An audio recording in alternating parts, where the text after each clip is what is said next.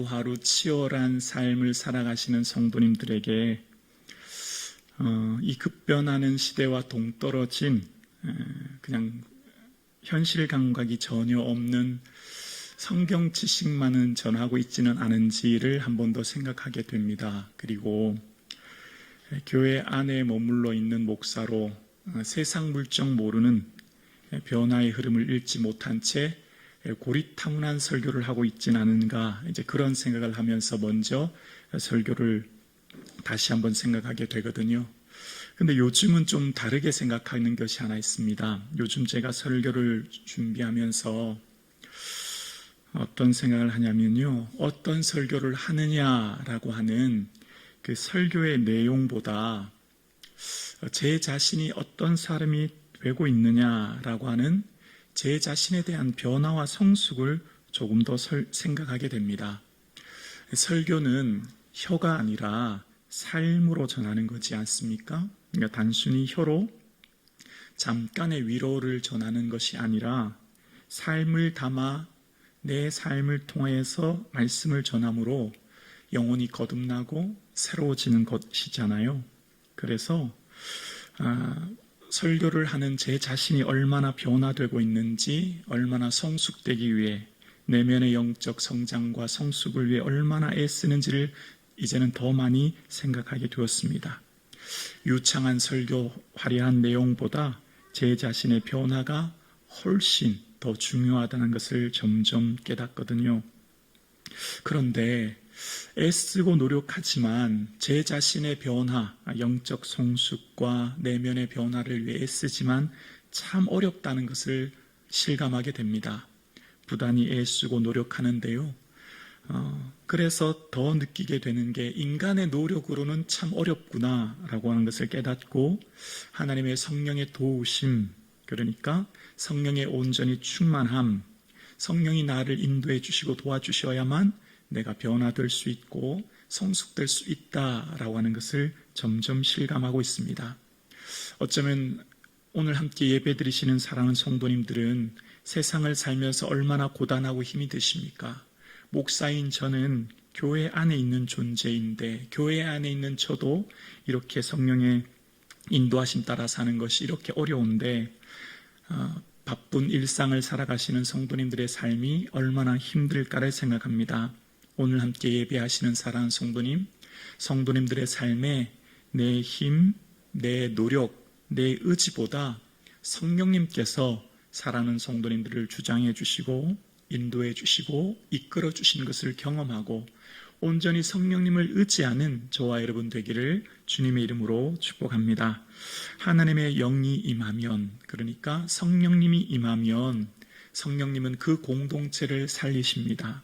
성령님이 임하시면 성령께서는 그 한 사람뿐만 아니라 그가 속한 공동체를 새롭게 하시는 은혜를 우리는 오늘 본문을 통해 깨닫게 됩니다. 오늘 본문은 왕정 역사의 최초의 전쟁의 사건이 기록되어 있는데요. 그 암몬과의 전쟁이 오늘 본문의 내용입니다. 미스바에서 왕으로 뽑았던 사울, 그런데 사람들은 그의 능력을 아직 보지 못했기에 사람들은 그의 그 왕으로서의 자질과 능력을 의심하는 사람도 있었고요. 또 어떤 사람들은 그를 향해 멸시하는 사람도 있었다는 것을 지난 본문에서 이야기하고 있잖아요. 그런 상황 가운데 이제 오늘 본문에 전쟁의 상황이 일어난 것입니다. 1절인데요. 암몬 사람 나하스가 올라와서 길랏 야베스에 맞서 진침해 야베스 모든 사람들이 나하스에게 이르되 우리와 언약하자, 그리하면 우리가 너를 섬기리라 하니. 여기에 나오는 암몬은 아브람의 조카 롯의 후손이거든요. 그들이 지금 요단강 건너편에 살고 있는 형제 국가입니다. 그런데 이 형제 국가가 지금 세력이 왕성해져서 이스라엘 이쪽 길랏 쪽을 이제 침범하여 공격하는 상황이 되었거든요.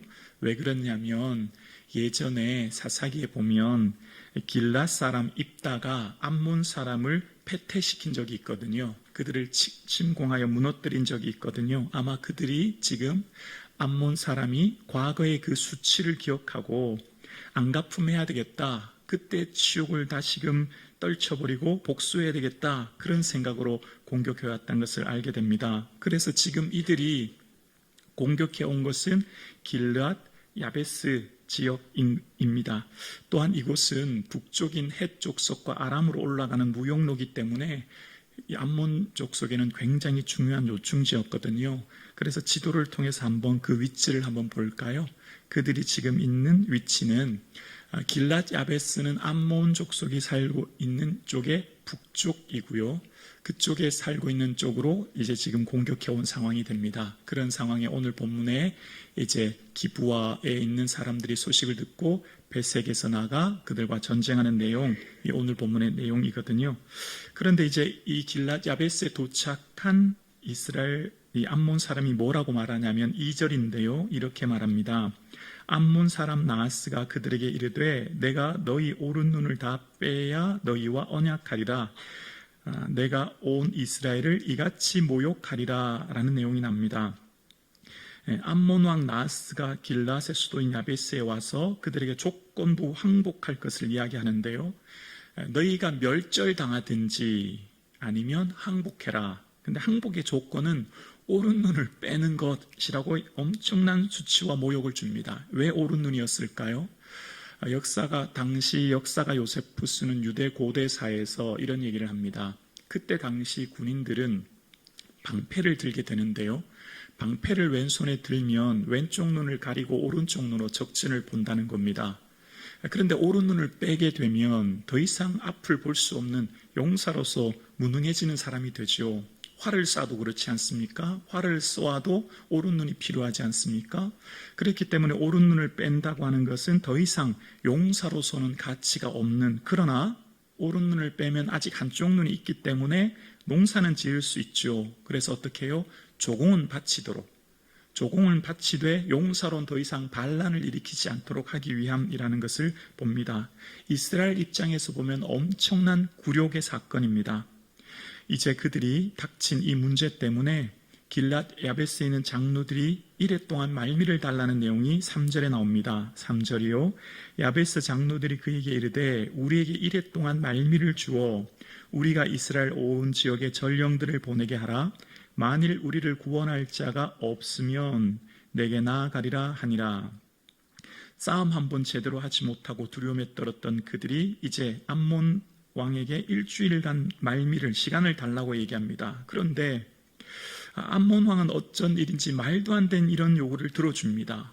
일주일간의 시간을 허락해요. 왜 그랬을까요? 아마 암몬 왕은 군사력에서 나오는 자신감이 충만했던 것 같아요.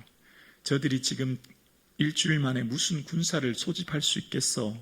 제대로 된 무기도 없고 제대로 훈련받은 정규군도 없는데 저들이 무슨 일은 하겠어? 라고 하면서 그들을 무시하는 것이죠. 설령 그들이 군사를 모아왔다고 해도 우리가 단번에 제압하면 된다는 아마 교만함이 있었던 것을 봅니다.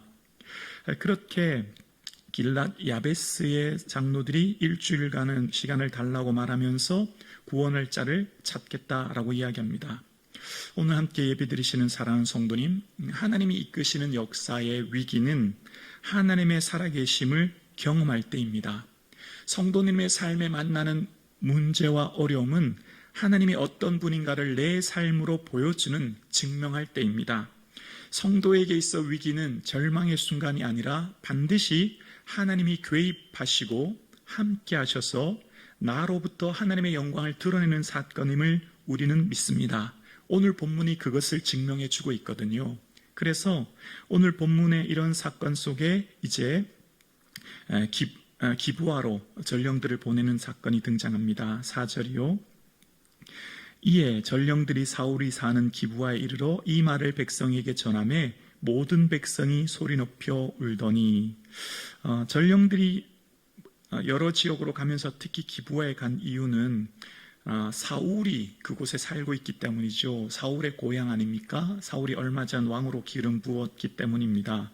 그리고 또 하나는 그 길랏 야베스 사람들이 기브아에 갔던 중요한 이유는 이 혈연 관계 때문에 그렇습니다. 이전에 사사기에 보면 베냐민 지파가 다른 지파와 전쟁 속에서 전멸 위기에 600명밖에 남지 않은 소수가 남게 되거든요. 그런데 그 얼마 남지 않은 베냐민 지파의 사람들을 누구와 결혼하게 하냐면 길랏 야베스의 여인들을 데려다가 결혼을 시키는 이야기가 등장합니다. 그러니까 베냐민 지파와 길랏 야베스의 사람들은 혈연 관계였다는 걸 알게 되죠. 그러니까 이 급박한 위기 상황 가운데 있는 가장 가까운 친족들에게 도움을 요청하기 위해서 갔다는 것을 알게 됩니다.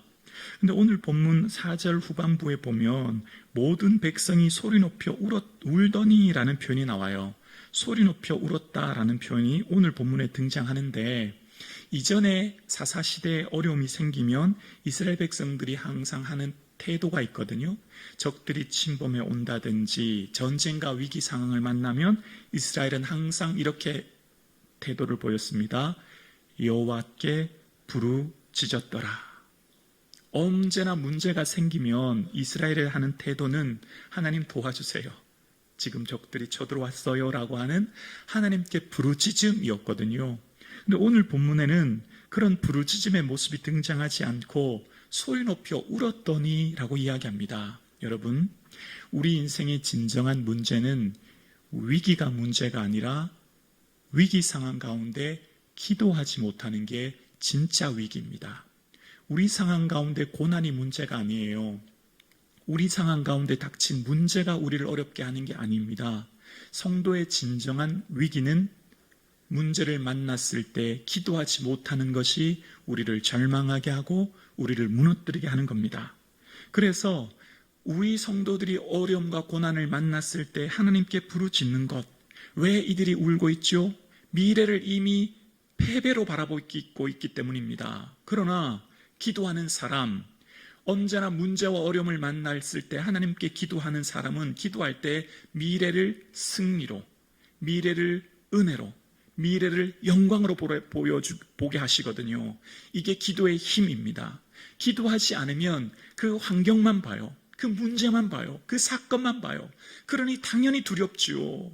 인간적으로 그건 당연한 것입니다. 그러나 하나님 앞에 기도하면 마음 눈을 열어주시죠. 하나님이 붙들고 주관하고 계신 이 세상을 보게 되죠. 그래서 미래를 패배가 아닌 승리로, 미래를 굴욕이 아닌 영광으로 바라보는 힘, 그것이 바로 기도입니다. 그래서 울어도 하나님 앞에서 울어야 합니다.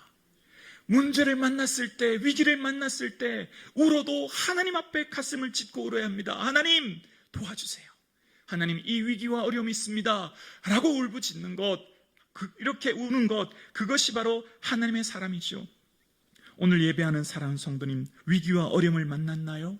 지금 내 눈으로 볼 때 당장 그 위기 때문에 두렵고 근심이 되고 염려가 되십니까? 걱정하지 마시고 하나님 앞에 내 마음을 아뢰고 하나님 앞에 그 위기와 문제를 아뢰고 하나님 앞에 간구할 수 있는 은혜가 있기를 주의 이름으로 축원합니다.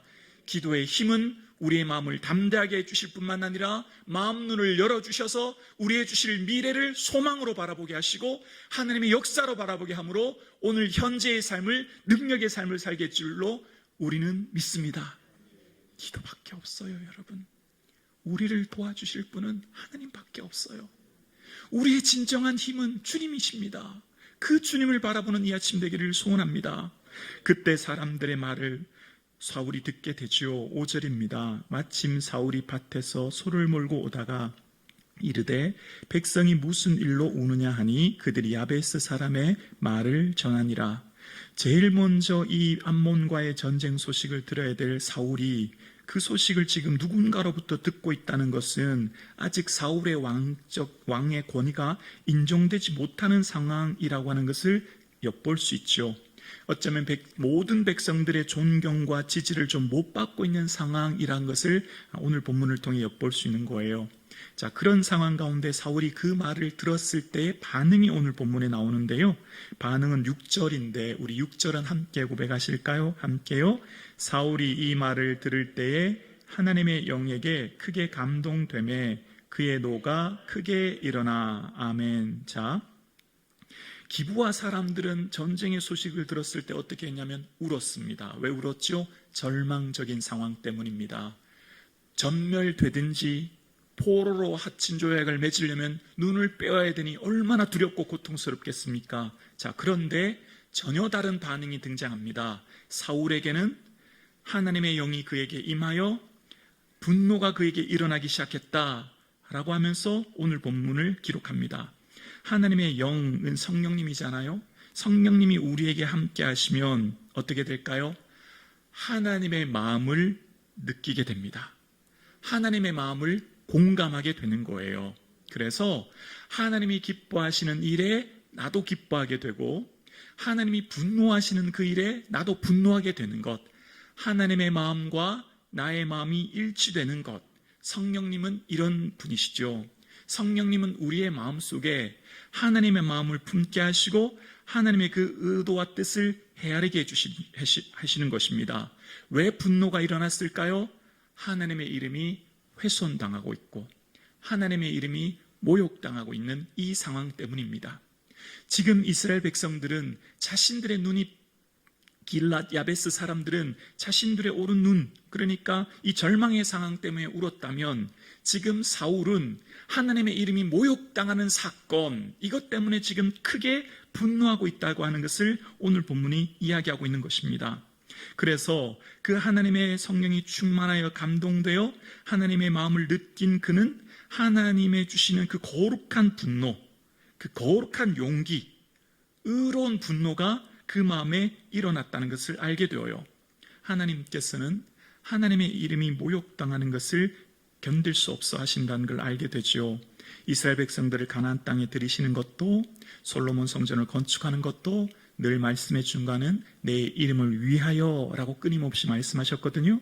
그래서 오늘 함께 예배하시는 성도님, 우리에게 주신 하나님은 이름이 얼마나 귀한지 몰라요. 왜냐하면 나는 여호와니 이는 내 이름이라, 나는 내 영광을 다른 자에게, 내 찬송을 우상에게 주지 아니하리라 말씀하셨거든요.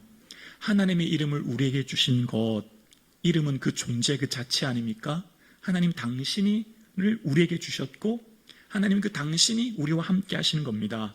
그래서 그 이름은 아무에게나 주신 것 아니라 또한 그 이름이 얼마나 귀한지를 우리에게 말씀하시는 겁니다. 그러면서 그 하나님의 이름이 모욕당하는 사건 앞에 거룩한 분노에 휩싸였던 사울이 이런 태도를 보이는데요. 7절과 8절입니다. 한결이의 소를 잡아 각을 두고 전령들의 손으로 그것을 이스라엘 모든 지역에 두루 보내어 이르되, 누구든지 나와서 사울과 사무엘을 따르지 아니하면 그의 소들도 이와 같이 하리라 하였더니, 여호와의 두려움이 백성에게 임하매 그들이 한 사람같이 나온지라. 사울이 베색에서 그들의 수를 세어보니 이스라엘 자손이 30만 명이요 유다 사람이 3만 명이더라. 사울이 그 일로 인해서 한결이 2마리의 소를 부분을 나누어서 지파를 다 보내게 됩니다. 함께하지 않으면 이렇게 될 거다라고 얘기했더니 백성이 그것을 보면서 두려움을 느끼게 되고 한 사람같이, 즉 한 마음이 되어서 나오게 되었고 그 숫자가 33만 명이었다라고 이야기합니다. 장정이 60만이었다고 하는 것으로 보아 아마 나이가 좀 있으신 분 외에는 다 참석했다는 것을 알게 되죠. 그러면서 오늘 본문에 하나님께서 함께 해주셨을 때 그들이 어떻게 됐냐면 한 마음이 되었다는 겁니다. 성령님이 임재하시면 한 마음이 됩니다. 성령님이 임재하시면 가족이, 교회 공동체가, 그가 속한 공동체가 한 마음이 되는 거지요. 그래서 우리는 2025년 발리를 향해서 한 마음으로 기도하고 선교하는 것 아니겠습니까? 그래서 오늘 본문에 그들이 한 마음으로 나와서 군사를 일으켰던 것을 보게 됩니다. 그 동기가 뭐였죠? 사울이 하나님의 영에 충만하여 지금 의분이 일어나게 되었고 그로부터 시작된 군사의 수입니다. 오늘 예배하시는 사랑하는 성도님, 이 시대의 많은 사람들은 내 이름이, 그러니까 내 자존심이 짓밟히면 견딜 수 없어 하지요. 그러나 하나님의 이름이 수치를 당하는 것에 대해서는 무감각한 시대를 살고 있지는 않나 생각해 보아야 됩니다. 우리 교회가, 우리 민족 중에서 내 이름이 아니라 하나님의 이름이 훼손당하고 하나님의 이름이 모욕당하는 것 앞에 거룩한 분노가 일어날 수 있는, 그래서 하나님께서 이 땅을 통치하고 다스리신 그 하나님의 능력이 우리를 통해 영광을 받으시는 그 은혜가 있기를 소원합니다. 그렇습니다. 하나님의 영이 임재하실 때 그들이 한마음 한뜻이 되어 큰 군사의 숫자를 하루 만에 일으켰다는 것을 보게 됩니다. 성령님이 임재하시면 우리의 마음을 하나 되게 하시고 우리가 머리로는 알지만 행할 수 없는 우리를 직접 이끌어 주시는 걸 보게 돼요. 여러분, 지금 얼마나 두려운 상황입니까? 이스라엘이 암몬과의 전쟁에 배서 선뜻 군사로 나간다고 하는 것, 그들이 생명을 담보하는 것이지 않습니까? 성령님은 머리로 아는 지식을 몸으로 행할 수 있는 힘을 주시거든요. 여러분, 우리가 기도가 중요하다는 거 다 알잖아요. 말씀 읽어야 된다는 거 다 알잖아요. 예배 드려야 된다는 거 다 알잖아요. 근데 마음은 원이지만 육신이 약해서 행하지 못하는 걸 늘 경험하지 않습니까? 그래서 이걸 행할 힘을 성령님이 주시거든요. 성령님이 함께 하시고 은혜 내려주셔야 기도할 수 있고 예배 자리에 나올 수 있고 머리로 아는 하나님의 뜻을 삶으로 행할 힘과 능력을 주신다는 것을 알게 돼요. 그래서 우리는 일상의 삶 가운데 끊임없이 성령님을 의지하고 성령님의 인도하심과 그 주장하심을 구하는 삶, 그것이 내 결단, 내 노력보다 훨씬 중요하다는 것을 늘 경험하게 됩니다. 나의 결심 연약하여 무너지지만 성령님의 인도하심 가운데 있을 때 온전히 내 결단과 내 결심을 이끌어 주시는 것을 우리가 경험하기 때문이거든요. 그럴 때 이제 무리가 와서 보인 태도가 9절에 나오는데요. 무리가 와 있는 9절입니다. 무리가 와 있는 전령들에게 이르되 너희는 길랏 야베스 사람에게 이같이 이르기를 내일 해가 더울 때에 너희가 구원을 받으리라 하라. 전령들이 돌아가서 야베스 사람들에게 전하매 그들이 기뻐하니라. 자, 그 무리들 함께 있던 많은 군사들과 사람들이 뭐라고 하냐면 야베스 사람들에게 말합니다. 걱정하지 마세요. 내일 해가 더울 때 정오쯤 우리가 전쟁에서 승리할 겁니다. 이렇게 얘기합니다. 그랬더니 그 말을 들었던 사람들이 막 기뻐해요. 여러분, 어떻게 이런 고백을 할 수 있을까요? 이전에 길랏 야베스 사람들은 미래를 뭐로 보았죠? 패배로 보았습니다. 미래를 뭐로 보았죠?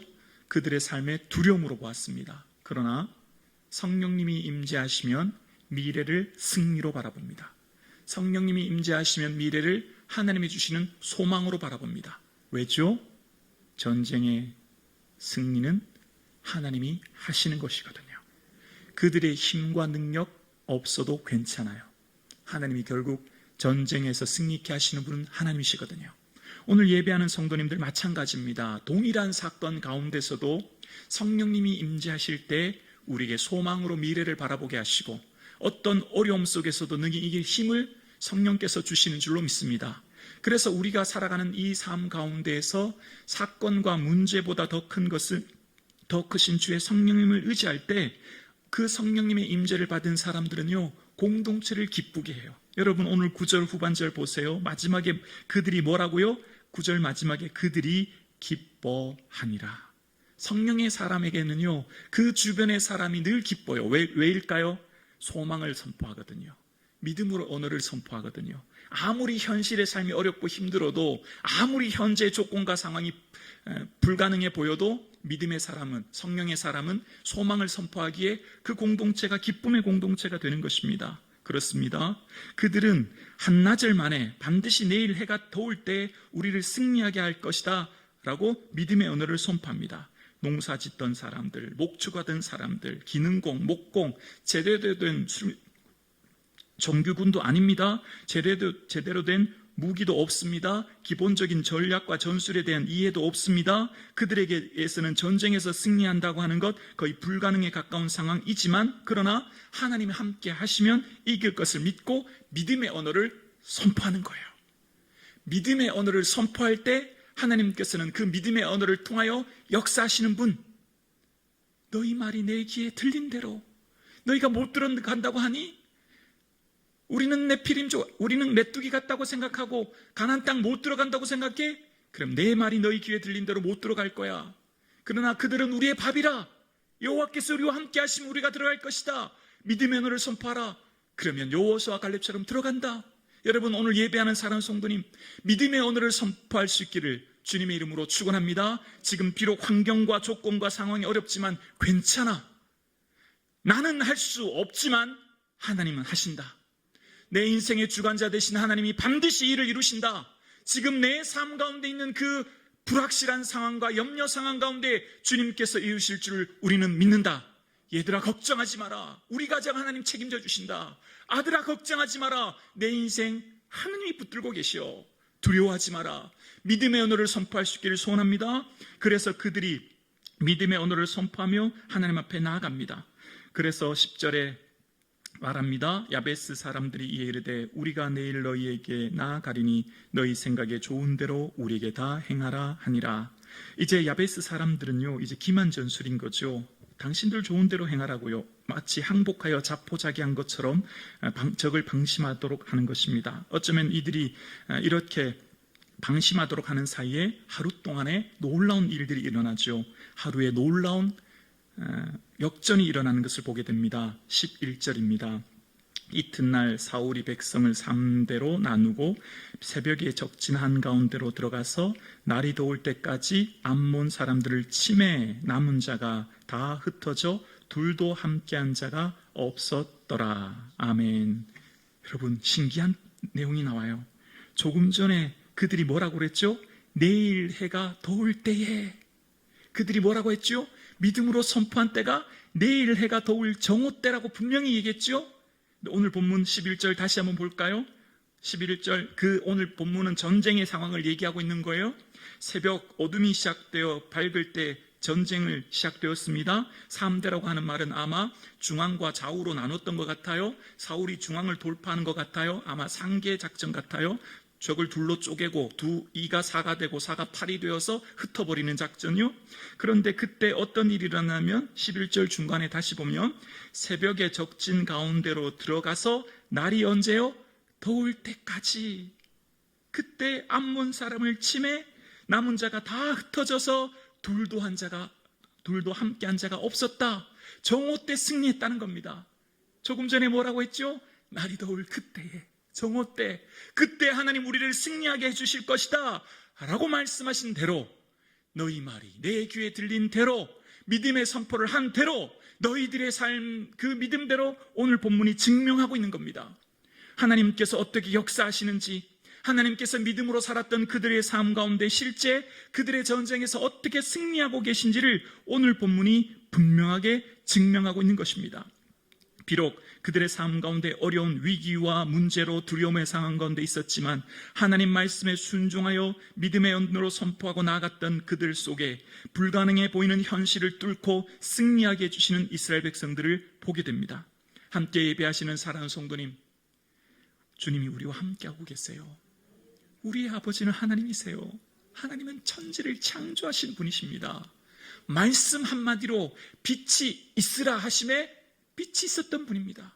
주님 말씀 한마디만 하시면 다 해결되는 문제입니다. 그렇기에 우리의 삶은 그 아버지 되신 하나님 바라보시고, 하나님 날 사랑하고 계시고 합력하여 손을 이루실 그분을 바라보고 소망 가운데 즐거워하며 환난 가운데 참으며 기도에 힘쓰며 미래를 믿음으로 선포하며 나아갈 수 있는 그런 은혜가 있기를 소원합니다. 그렇습니다. 그들의 삶 가운데 믿음의 언어대로 함께 하시고 날이 더울 때 승리하게 하신 하나님의 능력을 바라보게 됩니다. 그리고 그때 사울의 능력이 증명되었을 때 사람들의 반응이 12절에 나오는데요. 12절입니다. 백성이 사무엘에게 이르되 사울이 어찌 우리를 다스리겠느냐? 한 자가 누구니까? 그들을 끌어내소서. 우리가 죽이겠나이다. 여러분, 지난 시간에 불량배들이 사울의 권위를 인정하지 않고 예물도 드리지 않았던 그 사건을 아마 사람들이 얘기했던 것 같아요. 그런데 이 사건에 대해서 역사가 요세푸스는 이 사건을 이렇게 해석하더라고요. 사울을 경멸하고 조롱하는 사악한 무리들이 있었다. 오히려 이런 무리들이 선량한 백성보다 수적으로 훨씬 더 많은 실정이었다. 이들은 사울에게 예물을 드리지 않을 뿐만 아니라 그저 거칠애뿐인 인사조차 하지 않았다. 이런 표현을 씁니다.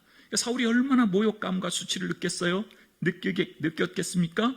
그러면 내가 당장 그 분노를 좀 풀을 수도 있고 당장 그들에게 응징할 수 있지만 사울은 그렇게 하지 않아요.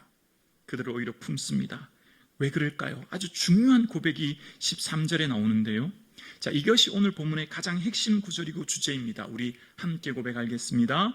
사울이 이르되 이날에는 사람을 죽이지 못하리니 여호와께서 오늘 이스라엘 중에 구원을 베푸셨음이니라. 아멘. 여호와께서 이스라엘 중에 구원을 베푸셨다. 내가 능력이 있어서 왕권을 가지며 내 리더십과 권위로 백성들을 모아 내가 전쟁에서 승리했다.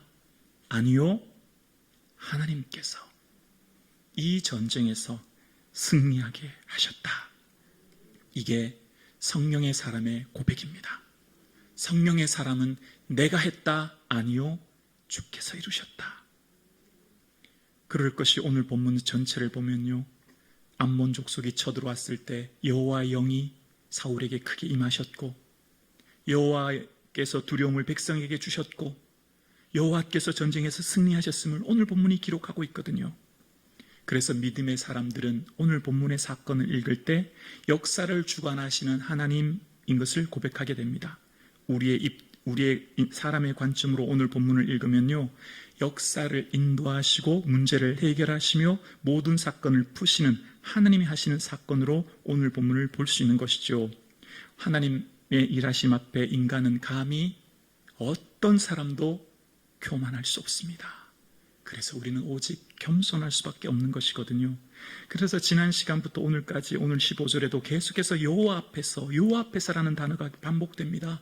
하나님이 다스리고 계신 그 하나님 임재 앞에서, 성령의 사람은 늘 하나님 앞에서의 삶을 살게 되거든요. 자, 그런데 오늘 본문을 조금 다른 각도로 한번 볼게요. 하나님의 입장에서 오늘 본문을 한번 볼게요. 지금까지는 사람의 입장에서 이 본문을 살폈거든요. 하나님의 입장에서 오늘 본문을 본다면, 하나님의 관점으로 오늘 이 본문을 본다면 어떨까요? 하나님께서 오늘 이 본문을 보신다면 하나님의 입장에서 오늘 본문은 인간의 동의와 협력으로 일하는, 사람을 통해 일한 역사라고 말할 수 있는 겁니다. 다시요. 하나님께서 성령의 마음에 감동을 주셨고 하나님께서 사람을 통해 일하셨죠. 오늘 본문에 하나님의 일하셨다 고백하지만 영이신 하나님의 모습이 보이나요? 하나님은 영이시라 보이지 않죠. 오늘 본문 그 어디에도 하나님이 직접적인 개입이 등장하지 않아요. 다 누가 등장하죠? 암몬 사람과 이스라엘과의 전쟁만 등장하죠. 그러니까 하나님의 입장에서 오늘 본문을 보면 내 마음에 감동되어 그 반응에 순종하여 이룬 사람을 통해 내가 그 일을 이루었다라고 하시는 거예요. 즉 사람을 통해 일하시는 하나님, 사람의 마음의 동의와 협력을 통해 그 순종을 통해 일하시는 하나님의 역사를 오늘 본문을 볼 수 있는 거죠. 그래서 오늘도 하나님은 사람을 찾고 계세요. 오늘도 하나님은 하나님의 말씀에 순종하고 민감하게 반응하여 그 뜻대로 살아갈 수 있는 그 사람, 그 한 사람을 오늘도 찾고 계세요. 그 영이신 하나님께서는 그 사람을 통해 하나님 역사를 이루시거든요. 사람은 방법을 찾지만 하나님은 사람을 찾아요. 아멘이십니까?